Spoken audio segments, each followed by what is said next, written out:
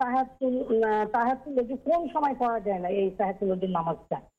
যেমন আমি একটা এত শুনেছি যে ফজরের নামাজের সময় নাকি তাহাজ্জুদ পড়তে হবে। ২ নাম্বার প্রশ্ন হলো যে সহসিজদা দিতে হবে, আমি জানছি যে দিব, কিন্তু ইতিমধ্যে আমি ভুলে গেছি যে আমার নামাজটা শেষ হয়ে গেছে, এখন কি করতে আমার করণীয় কি? জি আরেকটা হলো যে আমি জানাজে বসে কথাটা মনে হয়েছে আমার। আর আরেকটা হলো যে পত্রিকা, কোরআনের আয়াত লিখানো পত্রিকাগুলো কি বিক্রি করানো যাবে কিনা? হয়েছে।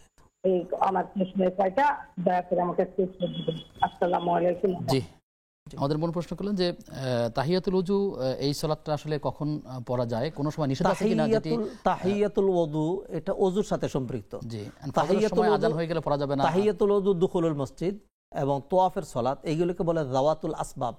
কোন কারণে যে সালাতের অস্তিত্ব হয়, একজন যখন ওযু করে তখন তার তাহিয়াতুল ওযু পড়ার, মসজিদে ঢুকলে মসজিদে ঢুকার নামাজ, এইগুলোর জন্য কোনো নিষিদ্ধ সময় নেই। 3 সময় নফল নামাজ পড়া নিষেধ। সূর্য যখন মাথার উপরে থাকে, আসরের পর থেকে মাগরিব পর্যন্ত, ফজরের পর থেকে অথবা সুবে সাদিক থেকে বেলা ওঠার আগ পর্যন্ত সাধারণ নফল নামাজ। যে কারণে প্রশ্নটি হয়েছে যে ফজরের আযান হওয়ার পর ফজরের সুন্নাত ছাড়া অন্য কোনো নফল নাই, তো এখন ওযু করে এসে তিনি যেহেতু যদি তাহিয়াতুল ওযু এবং তাহিয়াতুল মসজিদের কথা বলা হয়, তাহলে তিনি এই টাইমে ওটা পড়তে পারবেন, আসরের পরেও তিনি পড়তে পারবেন। জি, শুকরিয়া আপনাকে। সাহুসজদা সম্পর্কে প্রশ্ন করেছেন যে তার একটা ভুল হইলে সাহুসজদা দিতে হয়, কিন্তু এটা তার মনে হয়েছে সালাতের পরে, এক্ষেত্রে আসলে কি করা দরকার? সাহুসজদাটা হয় কোনো ওয়াজিব ছুটে গেলে অথবা ফরজ যদি আগে পিছনে হয়ে যায়। সুন্নতের জন্য সাহুসজদা লাগে না, আর ফরজের জন্য দিলেও হয় না। যেহেতু উনি ভুলে গিয়েছেন, অতএব ত্রুটি সহই তার সালাতের যে ফরজিয়াত সেটা আদায় হয়ে যাবে। এরপরে যেটা করবেন, যদি মনে পড়ে যায় নামাজে বসা থাকা অবস্থায় যেমন তিনি বলেছেন, তখনই সেজদা সাহু দিয়ে দিবেন। আমাদের দেশে শুধু প্রচলিত যেটা করা হয় যে তাশাহুদ পরে একদিকে সালাম ফিরে তারপরে 2টা সাহু সেজদা দেওয়া হয়।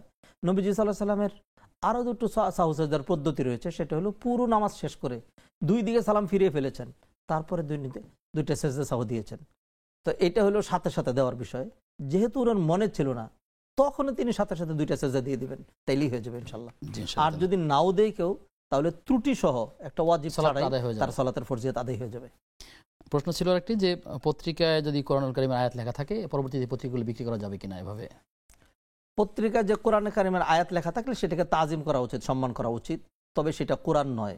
যদি কোরআনে আয়াতের অংশ বিশেষ থাকে তাহলে সেটা কোরআন নয়। তবে অবমাননা হয় এমন কোনো কাজে, যেহেতু কোরআনের আয়াত, এটা সম্মান। ওমান ইউআযযিম শাআইরাল্লাহি ফাইন্নাহা মিন তাকওয়াল কুলুব, আল্লাহর নিদর্শন যেগুলো, এগুলিকে যারা সম্মান করবে, এটা তাকওয়ার পরিচয়। অতএব এমন জায়গায় বা এমন কারো কাছে যেন বিক্রি না করেন যে এটার অবমাননা করবে, যে কোনো জায়গায় ফেলে, সে বিষয়ে খেয়াল রাখতে হবে। আমাদেরকে অনলাইন প্রশ্ন আছে, মাহফুজা মোস্তফা আইডি থেকে প্রশ্ন